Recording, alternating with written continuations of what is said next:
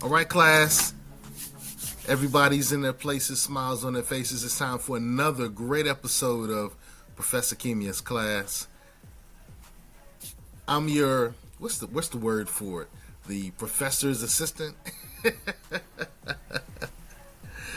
Seiko Varner, and of course our great Dr. Kimya Nuru Dennis is our professor. Today we're dealing with reducing black poverty in every generation. Doc, take the floor. All right, thank you so much. So we're talking about reducing black poverty in every generation. And let's start with the next slide, please.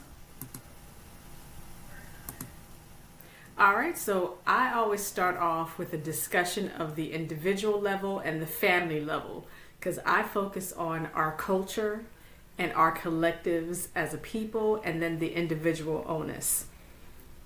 A lot of people think that you have to start talking about society, the government, but you have to remember as a people, as Africans, as racially black people, you have to understand what it means to develop our inner world. And we have a lot of different scholars, black intellectuals, black activists over the centuries who've addressed this. Because if you only want to focus on pretending the government's going to constantly change, specifically for us, they can always talk about general changes, but when it's specifically for us to have direct and indirect effects for our people, if that's going to be the focus, then we're always going to be waiting for a savior. So that's why we're starting off at the individual level and the family level. So here's some questions that we always want to self-reflect and collective reflect. And again, this is individual level, so individuals can think about this, and also for families. What is your financial plan? What are you thinking of accomplishing? It could be a daily financial plan, it could be a weekly, monthly, annually, and it could be something over the next 5 years. So what's your financial plan? And here's what I recommend when talking about financial plans. It should be something that's realistic. If you're someone who says something like, I want to be a millionaire, I recommend you think something that's more touchable. And then the millionaire part, if that's really what you insist, then that can eventually happen. But it has to be something that's more realistic. And that can include other materials that you want to purchase. Something that's a material that's more realistic to purchase and is not considered more of a waste of money and a waste of resources. So what's your financial plan? The next one, what financial advice have you learned? This is where you ask yourself and you can ask each other, where did you get this financial advice?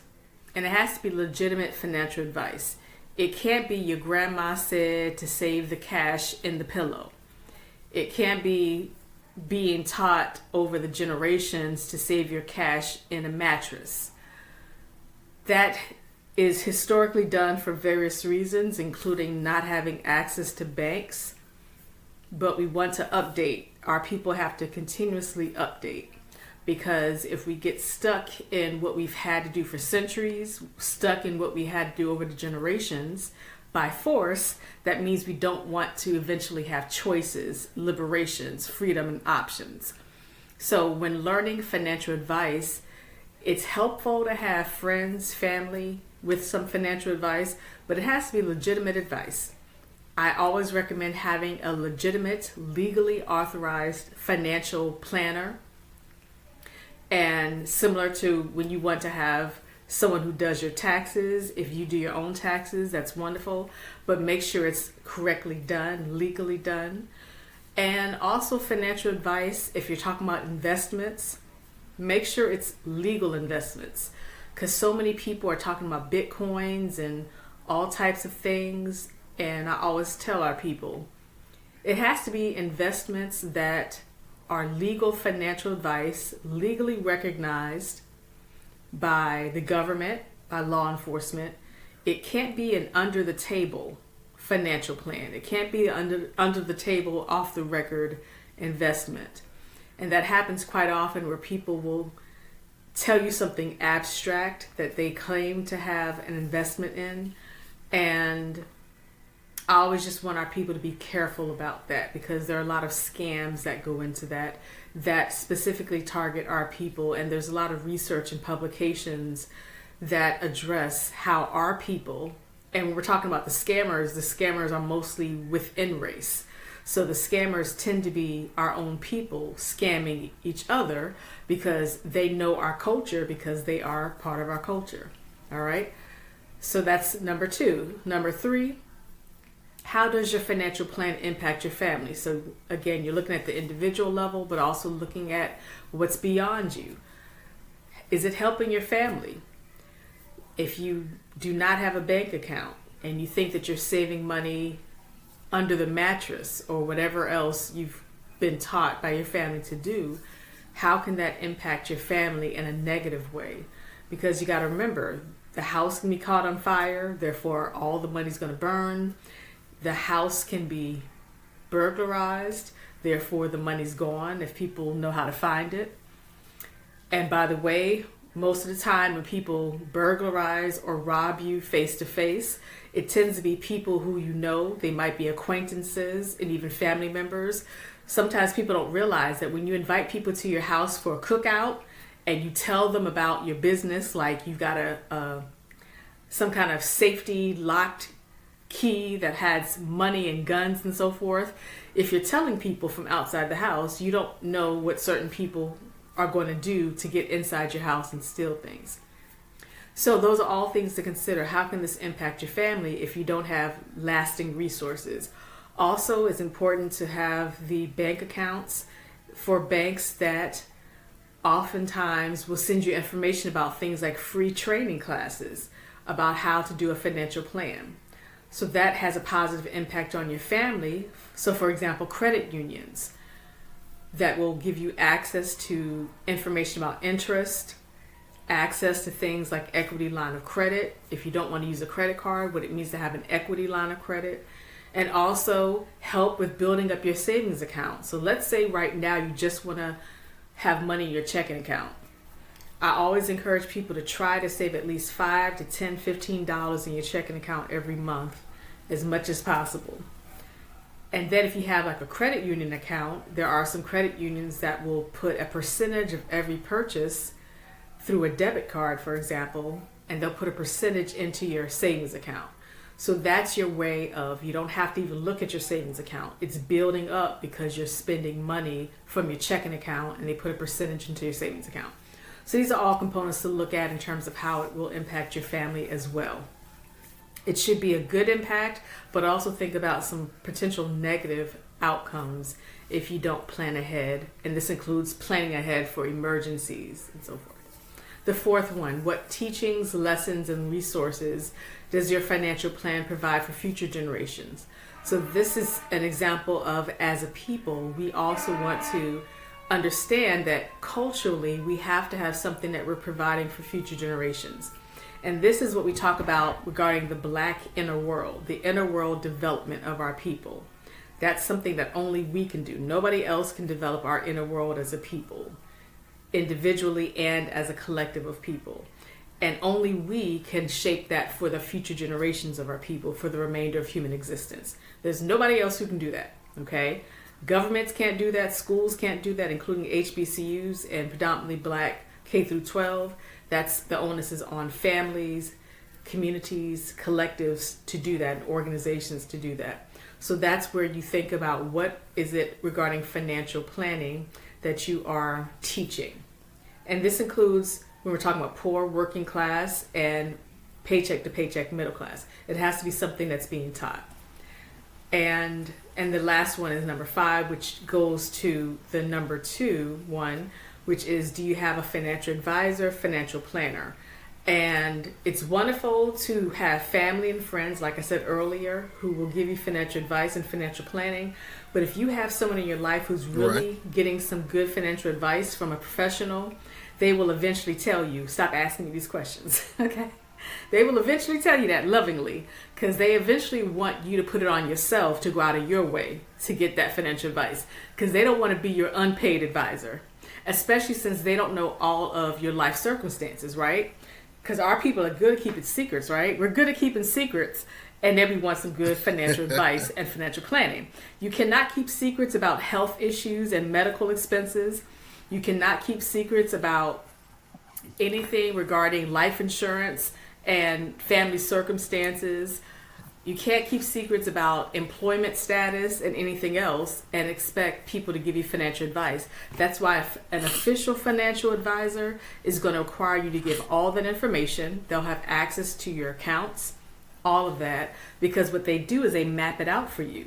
And that can include a diagram. They'll give you a diagram that shows here's how old you can be if you want to retire. And they can give you certain investments that will allow you to take out a certain amount of money every year to put into emergency funds, including paying for your house, all types of things. Again, family and friends cannot do that. That's why the official financial advisor and financial planner is necessary, because our people are good at wanting other people to do that, but we have to do that part in getting someone who specializes in that. Okay? Next slide, All right, please. Doc. I got a question, Doc. At what point of, income do I need to have a financial advisor? As soon as you have an income, even before, like I refer people to financial advisors a lot, and this is people who might not have a job yet, but they might still have some kind of benefits coming in from their former employer, like insurance, health insurance, things like that. So you can still have a financial advisor. Some financial advisors are doing things pro bono until you have gainful employment. And then when it's employment, then they can talk about the percentage that they'll be paid as your financial advisor.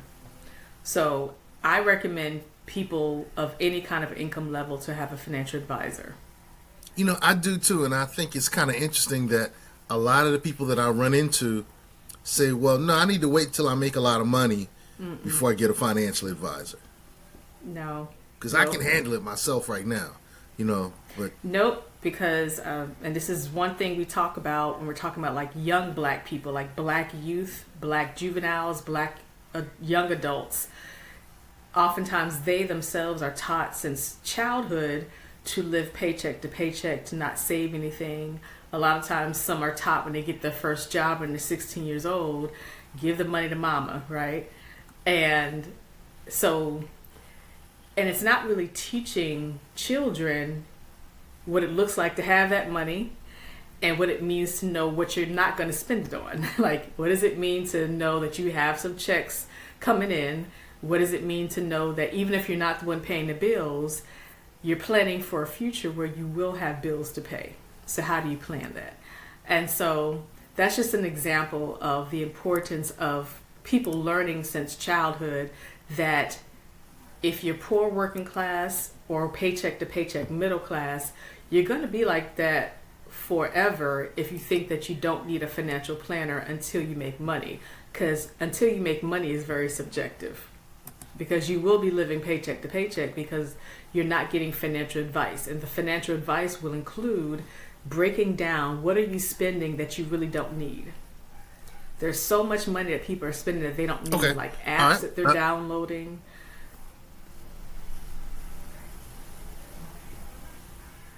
I couldn't hear you. Can you say that again? No, I love it, but I guess we can go to the next page now, right? Oh, okay, because you paused real quick. Okay.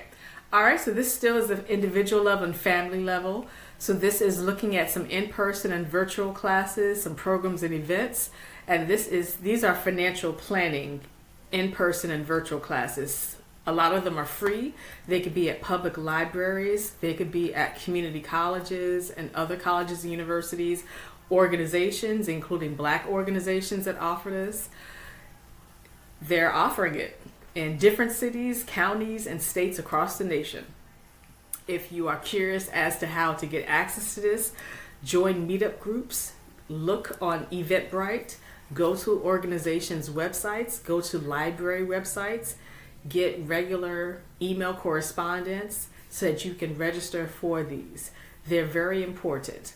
We have time to do this, I promise you. We have time, okay?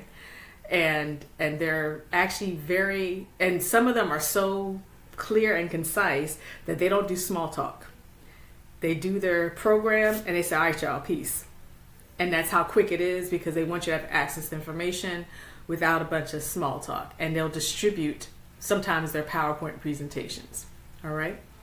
And again, some of these programs are also tax funded. So as Black people, we have to remember that when things are paid through our taxes, we need to utilize what's paid through our taxes. It makes no sense that there's money that's coming through our income, and also there's sales taxes, of course. It's going to the government, that's local, state, and federal government. Everything that the government does is paid through taxes. It's not coming out of their pockets, okay? So therefore, as Black people, we have to use what we're paying for. You know, we tend I to be think the that's only so people novel. who are confused about that. I think it's novel because I never heard any of our thought leaders talk about using the things that we already pay for. Well, sometimes you'll hear it in a different way. So when I teach courses, the health courses and crime-based courses and just general sociology, criminology courses, I always talk to our people about the proper representation of the Black Panther Party. Unfortunately, most people present the Black Panther Party as just berets and firearms and Mao, Stalin, Lenin, Marx, and all that stuff. Actually, the only time the Black Panther Party was effective was when they did those soup kitchens, clothing giveaways. They did the reading groups where they debated each other for knowledge development. And also on the corners of the streets, they did the health clinics. And they had nurses and so forth there. That's the only time the Black Panther Party was effective. But one component of that, though, is that the Black Panther Party had their plan. They mapped it out. And one part of that was talking about having free health access. So I want people to remember, whenever you hear free health access or universal health care, that is tax funded. So you'll hear people talk about what's paid through taxes, but they tend not to put tax in the title. They say it's free. And then people are supposed to be excited about that. But this is where I just want people to remember that when it's said it's free, that means it's paid through our taxes. Because it wouldn't exist any other way. I'm stuck. You said that the only time that the Black Panther Party was effective is when they were doing community service. Well, it wasn't just community service. It was actually, they mapped it out. Their plan included health work, and they also were on the streets with the health clinics and had nurses and medical doctors out there. They had soup kitchens, clothing giveaways to poor working class people in general, so not only Black people. That's a more correct representation. So there's publications about that I give to my students and to the overall Black population around the world, so that our people can understand that we're talking about thousands of years of African radicalism and centuries of Black radicalism. You cannot present our radicalism as being berets and firearms marching down the street. Our radicalism actually is intellectualism. It's artistry. It's development of health resources, education resources, economic development resources. Because I'm telling you, non-Blacks don't care if we march down the street with firearms, right? That's not true development of our resources.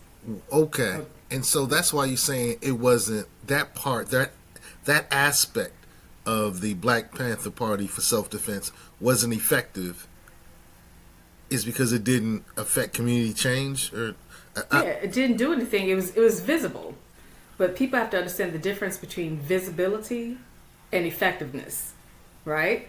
Like you can do something because you're making a statement, but in terms of the outcome is still the same as before you did that, right?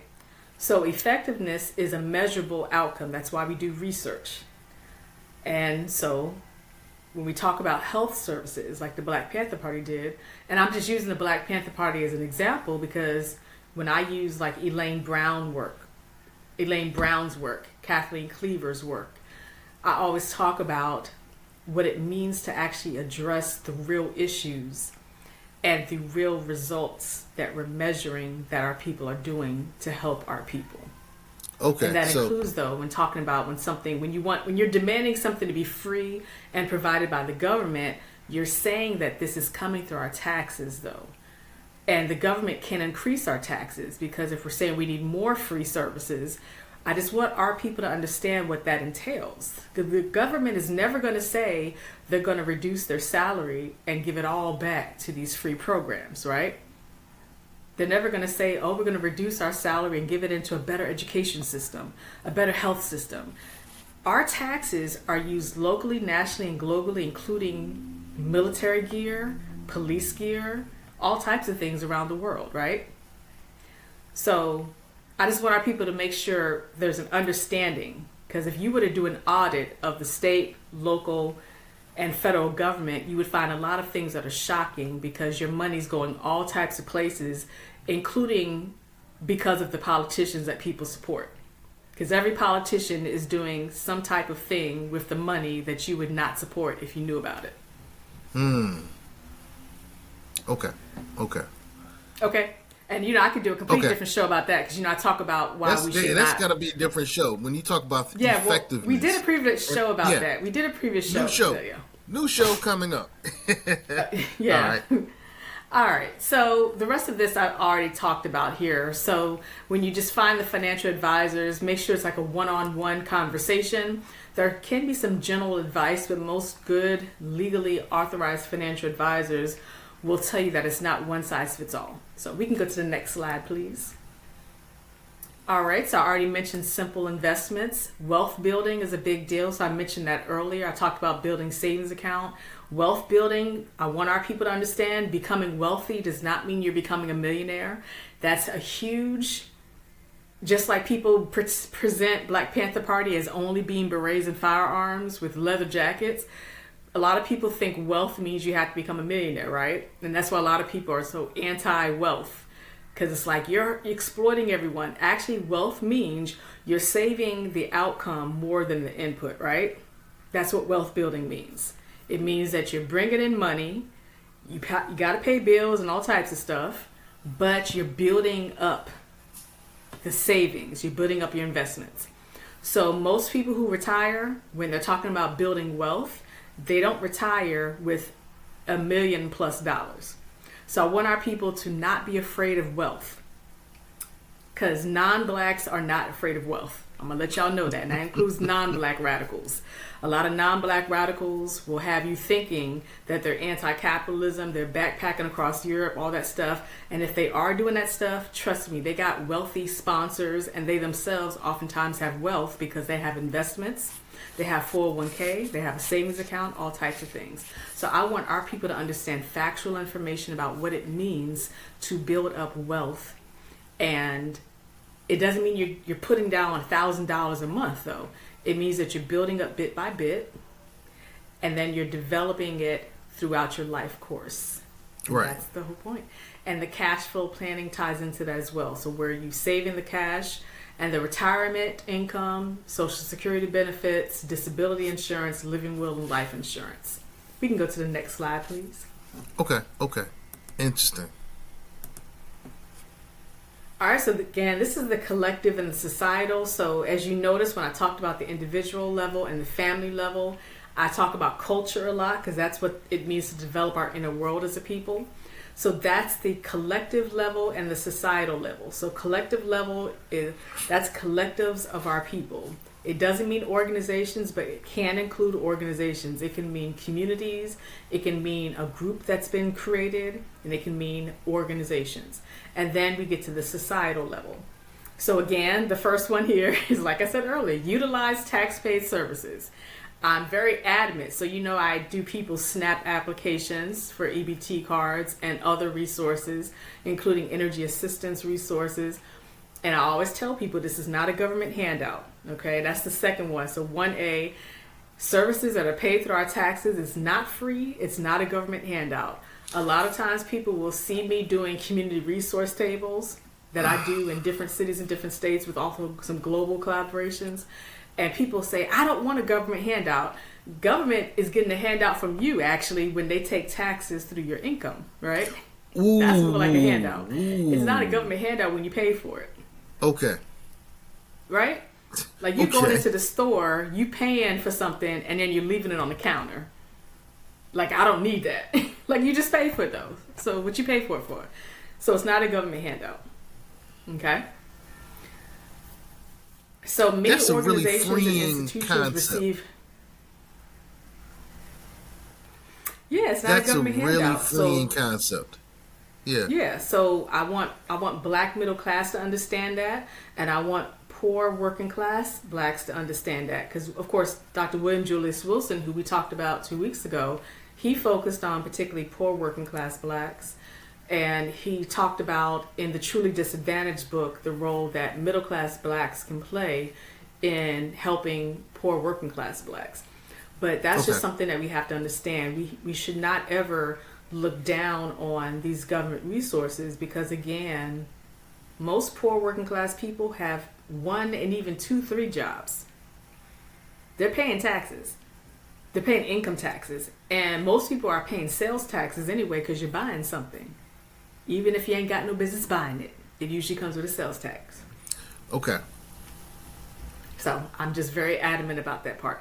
Also, we want our people to remember that organizations, there are many organizations and institutions, including black organizations and black institutions, that receive government funded resources. And that includes government grants. So that includes the mayor's offices that will distribute funds. And they'll distribute funds to police departments. And the police departments will distribute funds to nonprofit organizations that do resources in black communities. The police departments will also distribute funds to do things like host basketball tournaments, host cookouts, host street block parties. I am not a fan of any of that. Okay? I don't believe in that much government intervention and that much government control. And that's very important to highlight that, though, because that's what it means to have integration of different perspectives, because we need some government presence, we need some law enforcement presence, but I promise you that the level of development of our people and liberation of our people should not be that the funds for these nonprofits that are doing work, that the funds come from the government this much. Yes, we can utilize the funds, because again, that's paid through our taxes again. But it can't be too many things that are only in existence because the government did it. Just like I don't want police departments showing up dressed in basketball gear talking about, we about to do some hoops. I want to do hoops, but not with y'all, but not with y'all here though, you know? Like we could do cookouts without y'all here. And that's a, you know, as a criminologist, we talk about that a lot. That's not really community policing. It's not really community policing. Instead, it's a form of controlling where the funds are going. And I always want people to know that whenever there's a control as to where the funds are from, that means that those are the people who also control the results. Because you're not going to get grant funds from government entities and then you just do whatever you want to do with the grant funds. They're going to expect a certain result. So that's just something I want our people to consider as well. And this impacts particularly poor working class blacks. Next slide, please. All right. So the issue here, I think you might have a tab open on the side. I don't know if that would be what people can see. It says no notes over there on the left side. Can you see it? Yeah, and I'm wondering where that came from. It just popped up when you got to this slide. Oh, it's gone now. The Riverside is a different kind of space. So yeah. Hey, this is a different beast. Salute to Yes, the folks it at is. Riverside. We're trying you out. We're trying to learn if you're somebody that we're going to spend our resources with. So shout out to y'all. We'll see if it works out. That's right. All right, so this is more on the collective level and societal level, and this is again specifically looking at poor working class because we're talking about black poverty. So this is the second point here. If deciding to vote, be an informed voter beyond popularity and beyond jargon. So, and this is important for poor working class blacks because we want to understand what it means to talk about empowerment. I'm not one of those people who says vote or die. I do believe that we fought for the right to vote,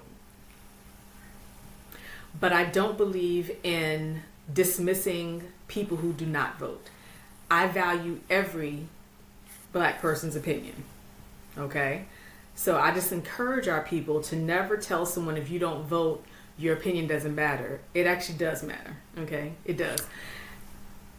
And it's also a very huge misconception because over the years there have been some people who claim that most blacks vote. And that's a very false claim. It's misrepresented in some data sometimes too. Number one, if most blacks vote, then there would not still be this appeal to address disenfranchisement. Because if we mostly voted, then there would not be a topic anymore, right? Number two, the data that supports this notion that most blacks vote, it's based on mostly middle class blacks. So you cannot have data samples that are mostly blacks of higher socioeconomic status and then try to attach that to most blacks, including poor working class blacks. So that's just something I want our people to understand. Also, in addition to not doing the whole vote or die routine, I don't do the whole vote blue no matter who thing. And I tell people this all the time. I don't believe in voting up and down just one political party. I want our people to know what it means to vote across the aisle, because when politicians claim that they collaborate across the aisle, I don't let it to be their freedom to do that. I want it to be they have no choice because we voted in such a span of perspectives and approaches that they have to collaborate across the aisle, because you have people from different aisles, not just Democrat and Republican, but different aisles beyond that, who are in these political offices.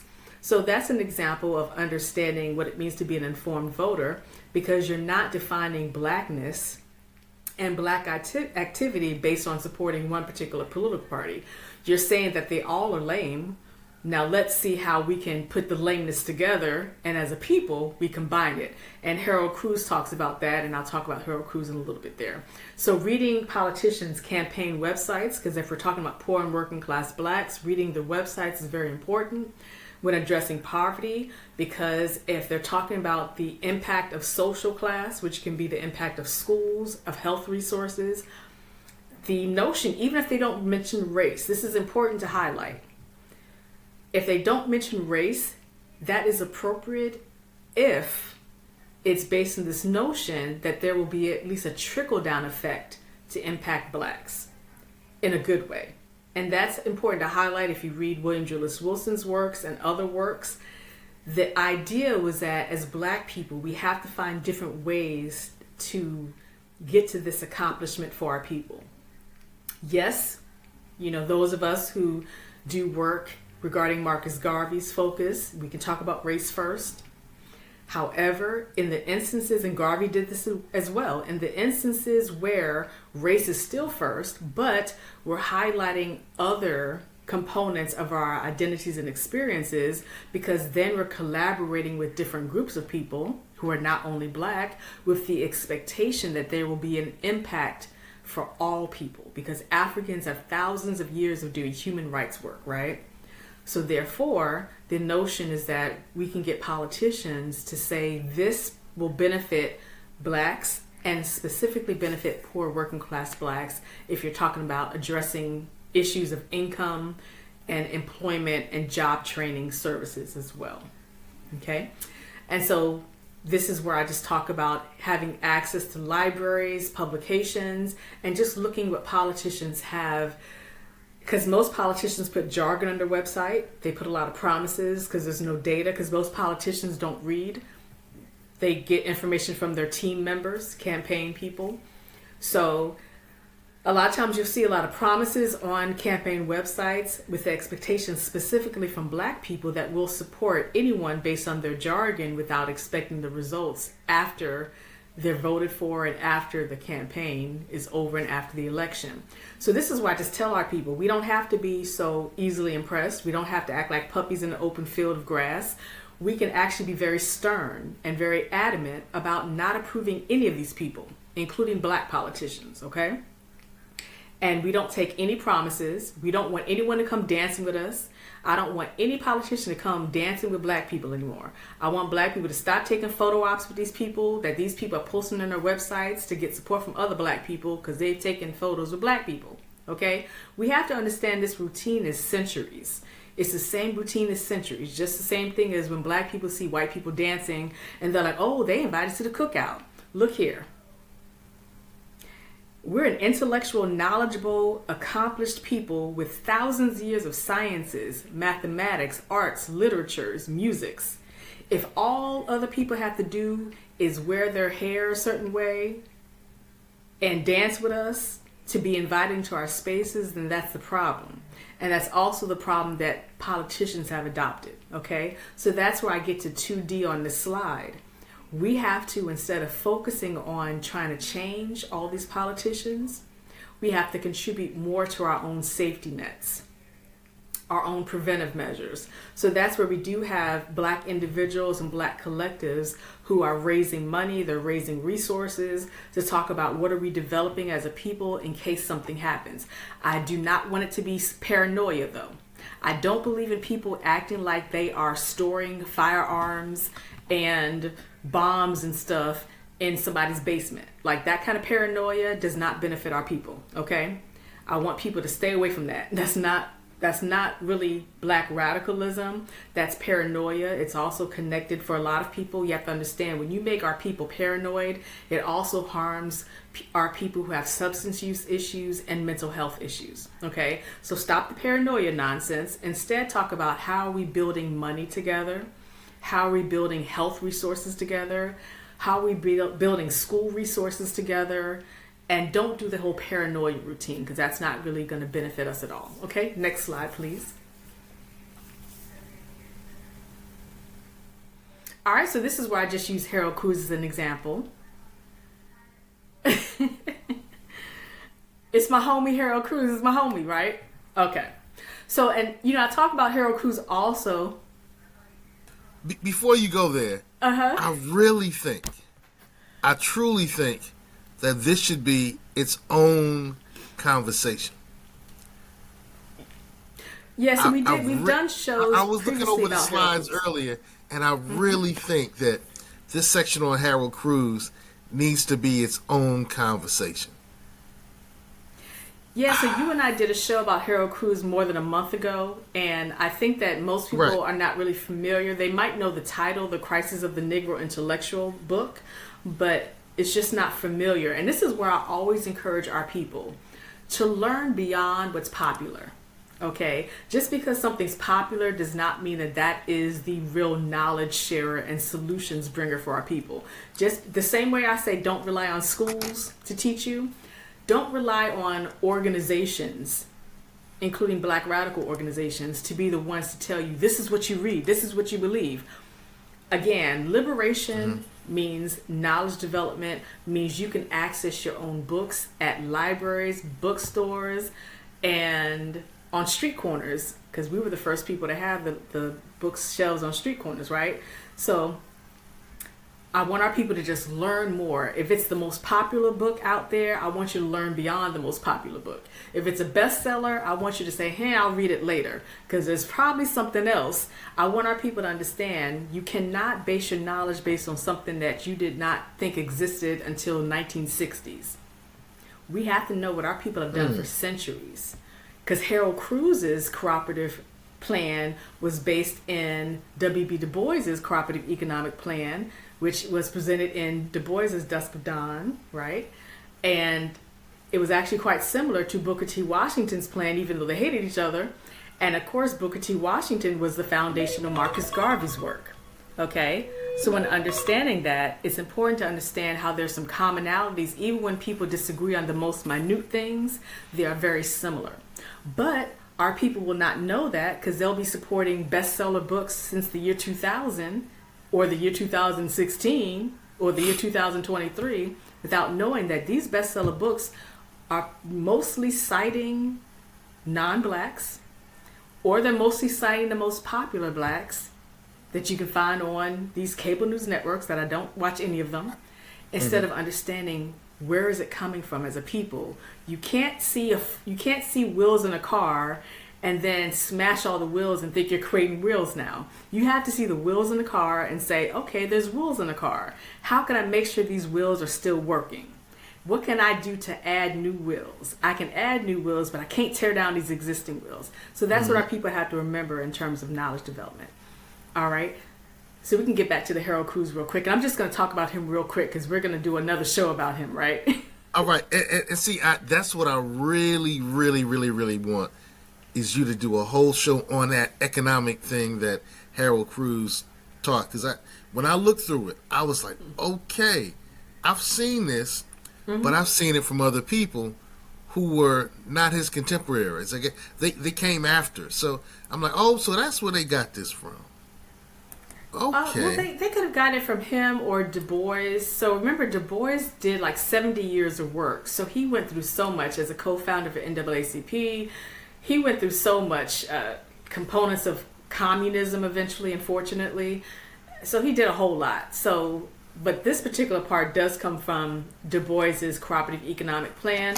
And of course, I always provide a reading list and a shared Google Drive folders, so people can always contact me, or they can find my social media posts where I always have the links for all the readings up there. Okay, so Harold Cruz used Harlem as an example. So I want our people to understand there's a reason why Harlem has been a model for a lot. So like if you look to, of course, the Harlem Renaissance, right? The wonders of the Harlem Renaissance. That's a good foundation for our people's culture.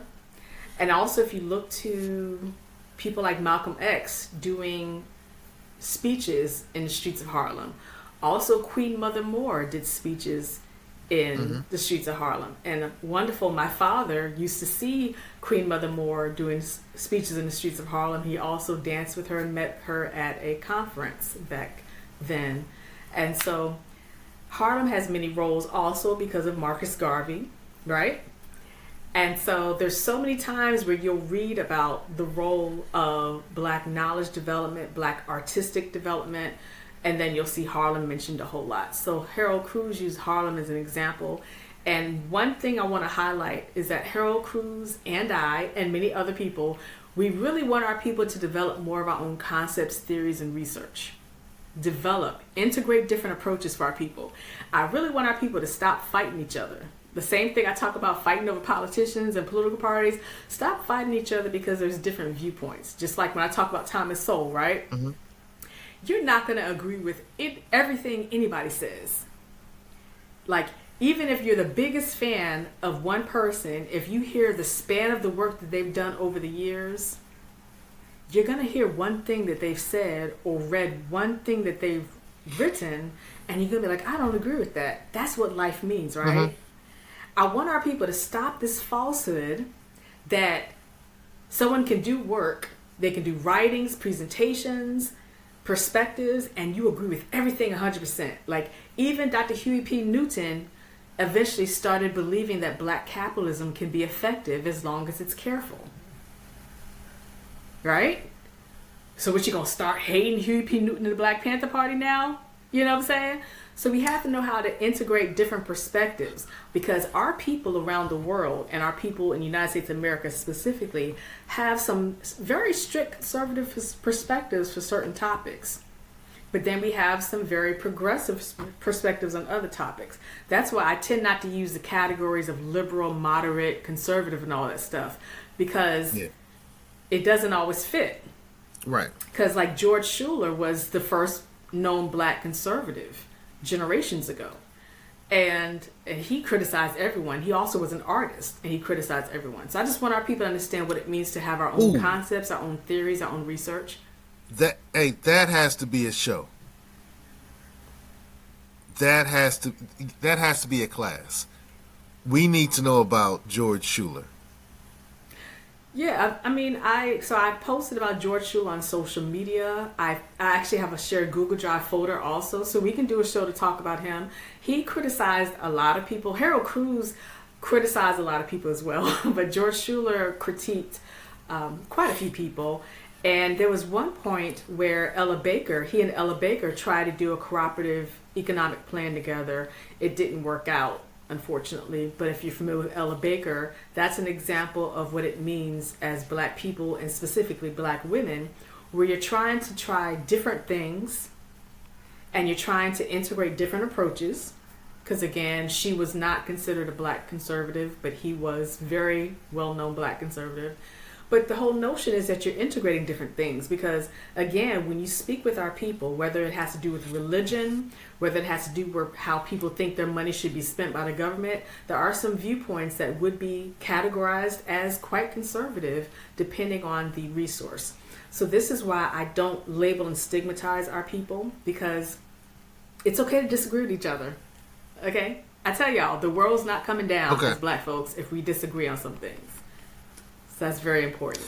But Cruz wants us to I really can't wait to get a really deep dive in this. Yeah. So when we have more of our own concepts, theories, and research, it means that we can integrate other approaches, but it means that first we have to have our own foundation so that we're not so desperate to have everyone else. Okay, so of course he presented the social, organizational, revolutionary agenda, and the idea that he used for Harlem was to use the Harlem cultural components. What are the spaces in Harlem that can be used for our own people's cultural advancements? So Harold Cruz was a member of the American Communist Party. He abandoned communism because communism focuses on class. It pretends to be race neutral. So what Harold Cruz did is that he appreciated components of Marxism without being Marxist and without being communist. And he decided to integrate parts of it. Another critique that Harold Cruz had back then, and Harold Cruz passed away in 2005. So when I write about Harold Cruz and hip hop, he was alive when hip hop was still booming, but he never spoke about hip hop. But he did speak out against communism because the focus was on class at that time instead of talking about race. And Harold Cruz wanted it to be very well known that he focuses on race and specifically, quote unquote, Negro Americans. Which is also why Harold Cruz shifted from like a Pan-African perspective, because he wanted people to understand that we are Africans, but it has to be what is the focus of your people where you're located so that you can develop that culturally. And so culture was a central component of Harold Cruz. So this is where Harold Cruz was talking about making resources in small businesses in Harlem. And he said this can be applied to across the nation if it works. Making prices lower, improving the quality of resources, making the prices lower, creating more jobs. And actually having more resources such as classrooms, making medical resources, making resources for people who have substance use issues. And he also mentioned here looking at ways to combat crime and drug dealing for our people. So that's a huge deal. So what Harold Cruz is talking about here is it's political and economic development, because we have to develop our culture to have political power and also economic power. You can go to the next slide, please. All right. And so Harold Cruz also proposed to have an all-black community-wide political party. And just keep in mind that over the century, black people have created our own political parties. Oftentimes they're state-based. Sometimes they've been attempts at like a federal component. But even if that works, where there's an effective, long-lasting, all-black political party that's community-wide, and let's say they eventually qualify to be considered in elections, because you have to have amount of signatures depending on the state to be in the election. Even if that still happens, you have to still be critical of politicians. So even if it's an all-black political party, you still have to understand that they have a certain role, but they're not the full role for our people. So this is where Harold Cruz said, even if we have an all-black political party, black politicians and civil rights leaders have an important role in black life, but they do not, quote unquote, create new ideas and new images of life. Instead, that's the role of black artists and black intellectuals. So that's why I use oftentimes the phrase black artists, intellectuals, scholars, because if the central component of our people is culture, and developing our people requires a cultural development for our people, politically and economically, then that means it's artists, intellectuals, and that's interchangeable, because to be an artist, you have to be an intellectual. All right. And this is also where Harold Cruz says that being an activist without planning ahead and without having deep reflection is anti-theoretical. It means you do not have a conceptual foundation. It means you do not have a theoretical foundation. And therefore, you are self-defeating in your actions because there will not be consequences. So if we apply this to poor working class blacks, it means that we don't have any ideas as to help our people who are poor working class, and therefore it's not going to have any outcomes to benefit our people. And unfortunately, people are going to blame the government and so forth without an understanding that we have to have our resources to balance and buffer government effects. Like, we can't 100% blame government for everything, and we can't 100% rely on government for everything. And that's what it means as a people to have the development of our inner world. And Harold Cruz's perspective in that case is similar to Du Bois's, Marcus Garvey's, Ida B. Wells, and the list goes on of our people who've been proponents of having this work to advance our people without relying solely on the government. Okay. Is there another slide, or is this the last slide?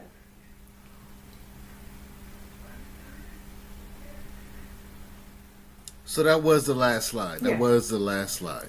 Yep. So this is just why I use Harold Cruz as an example, because when we're talking about addressing and reducing black poverty, it means it's a constant process. A lot of times people think that changing economic systems and changing economic status for individuals and families and society in general, that it's somehow going to be a fix and then things are going to change. And we have to remember that it's a process. The same way when we talk about crime data. Crime goes up, crime goes down, and it can go up and down. That has nothing to do with political jargon and nothing to do with laws. That's just, they go up and down all the time.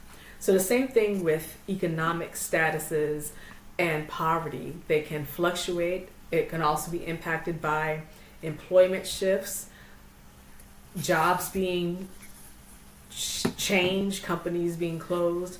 And so that's why we want our people to develop more safety nets together, look at what our people are developing as a resource for each other. And that's the cultural development that Harold Cruz addresses. And it doesn't mean that we're not holding other people accountable. It doesn't mean we're not holding the government accountable.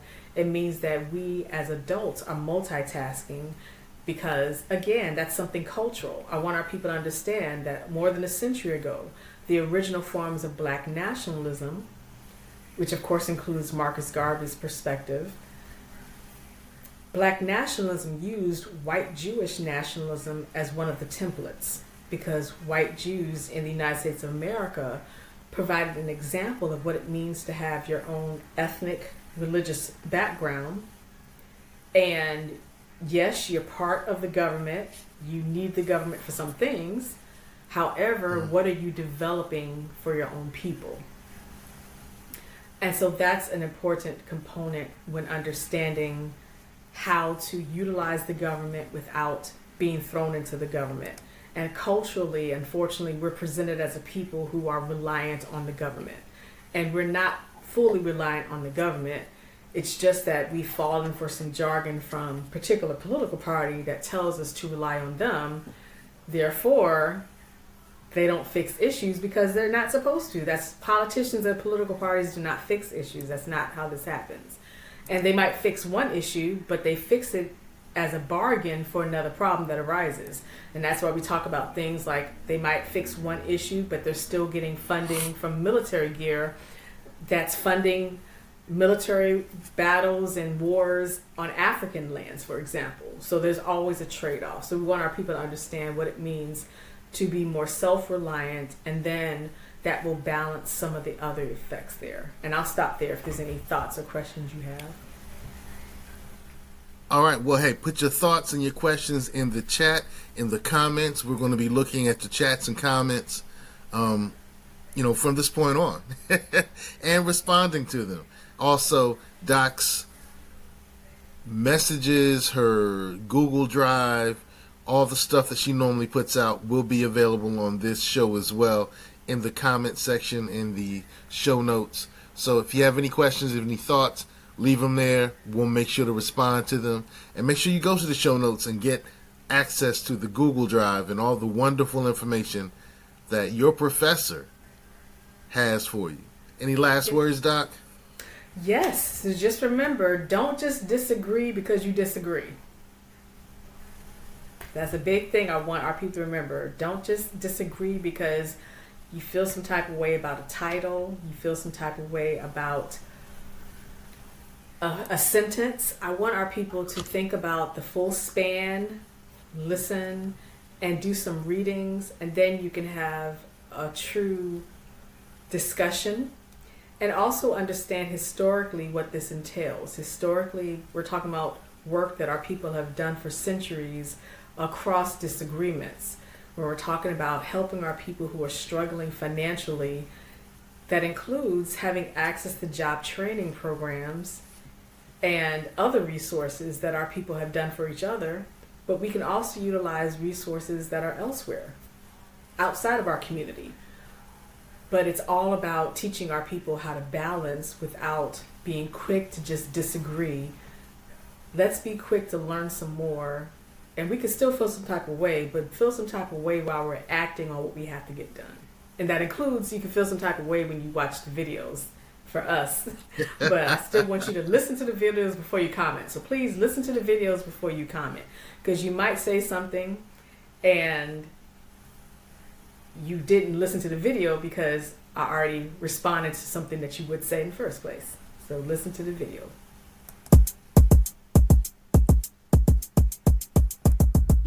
Black diamond, black diamond. Black diamond, black diamond. Black diamond, black diamond. Black diamond, black diamond. Grandpa Crump. Yeet. All right. Hey, I'm still learning Riverside, y'all. So, hey, this was another great episode, another great class, Professor Kimya's class. Hey, clap it up, y'all. Clap it up.